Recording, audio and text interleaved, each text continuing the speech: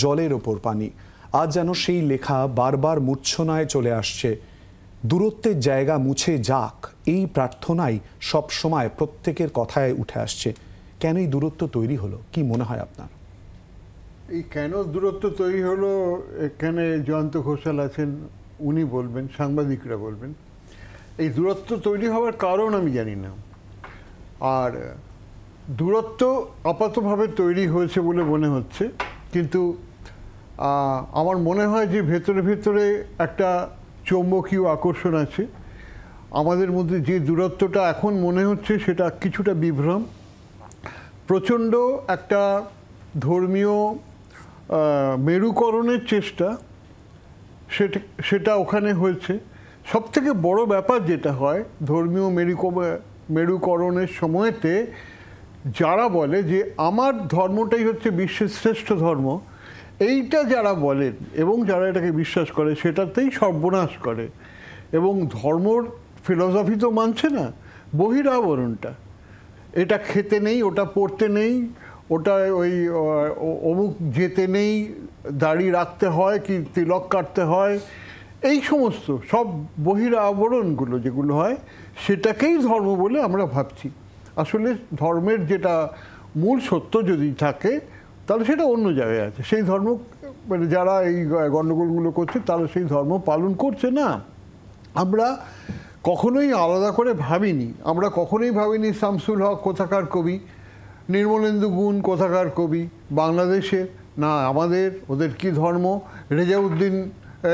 রেজওয়ানা চৌধুরী বন্যা রবীন্দ্রসঙ্গীত করেন, তিনি বাংলাদেশি কিনা বলে দিলে তখন মনে হয় বাংলাদেশি।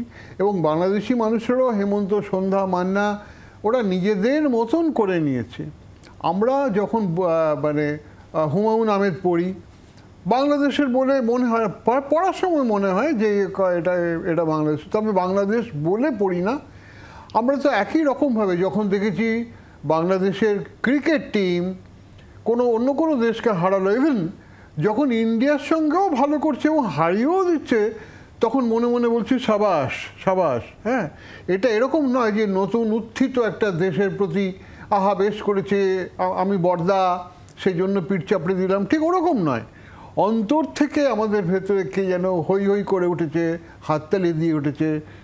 আমরা বলেছি সাবাস বাংলাদেশ, পৃথিবী অবাক তাকিয়ে রয়, জ্বলে পুড়ে মরে ছাড়খাড় তবু মাথা নোয়াবার নয়। এরকম তো একটা দিন গেছে, তাই না? একটা দিন আমি বলি, একটা দিন, এটা মানে একটা ব্যাপার, এটা অনেকেই জানেন না।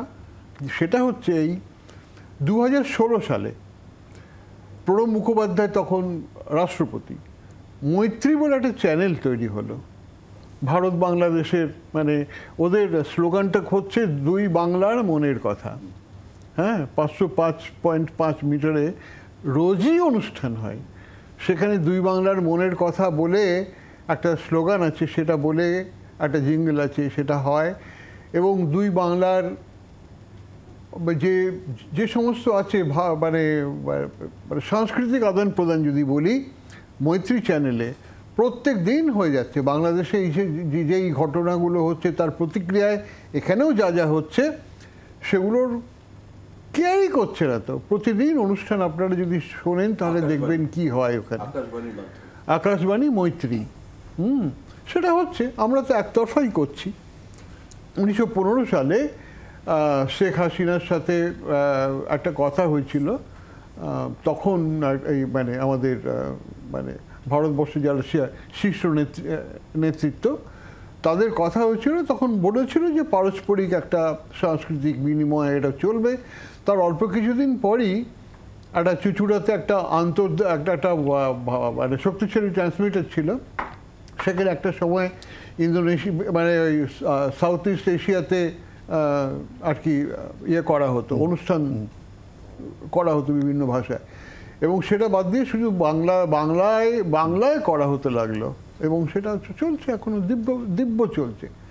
সুতরাং এটা চলছে, আমরা একতরফাভাবে এটা এখনও চালাচ্ছি। দুঃখ পাই যখন খবরে দেখি, সত্য মিথ্যা জানি না, শুনি যে রেজওয়ানা চৌধুরী বন্যার একটা অনুষ্ঠান নাকি বাতিল করার চেষ্টা হয়েছিল, ভণ্ডুল করার চেষ্টা হয়েছিল, তখন আমরা দুঃখ পাই। তো হ্যাঁ, তো কিন্তু আমরা যখন তারেক মাসুদ, হ্যাঁ, চলচ্চিত্রকার, যখন তার মাটির ময়না অস্কারে নমিনেশন পায়, তখন মনে হয় নাকি, আনন্দ হয় নাকি?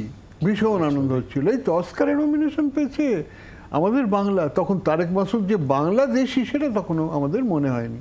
আরেকটা কথা বলি, আমাদের সিনিয়র সাহিত্যিক দেবেশ রায়, তিনি একটা জিনিস বলতেন যে হ্যাঁ, বাংলাদেশিদের আলাদা একটা লেখার শৈলী গড়ে উঠলে ভালোই হয়। এটা যদি এই বাংলার থেকে একটু আলাদা হয় সেটা হতেই পারে। হ্যাঁ, যেমন আমরা বলি ফোন করা, ওরা বলে ফোন দেয়া। হ্যাঁ, যেমন আমরা বলি বক্তব্য রাখলেন, হ্যাঁ, উনি বললেন বক্তব্য দিলেন, ওরা তখন বাংলাদেশিরা বলে। তো এরকম কিছু কিছু আছে, মানে এগুলো কিন্তু আমরা এখানে অনেক সময় মেনেও নিয়েছি। আমরা এখনো বলি একটা ফোন দেবেন তো আমাকে, বলি না? আমরা বলি তো একটা ফোন দেবেন তো, ওরা বলে একটা ফোন দিয়েন তো। তো এই এই এই ব্যাপারগুলো, তারপরে যে সম্বোধন রিলেশনগুলো, আর যেগুলো নানা, খালা, চাচি, এই কথাগুলো, সেগুলো আমরা এটা বলি না বটে, কিন্তু পড়লে পরে এই নিয়ে কোনো সমস্যা হয় না, এটা নিয়ে কোনো সমস্যাই হয় না।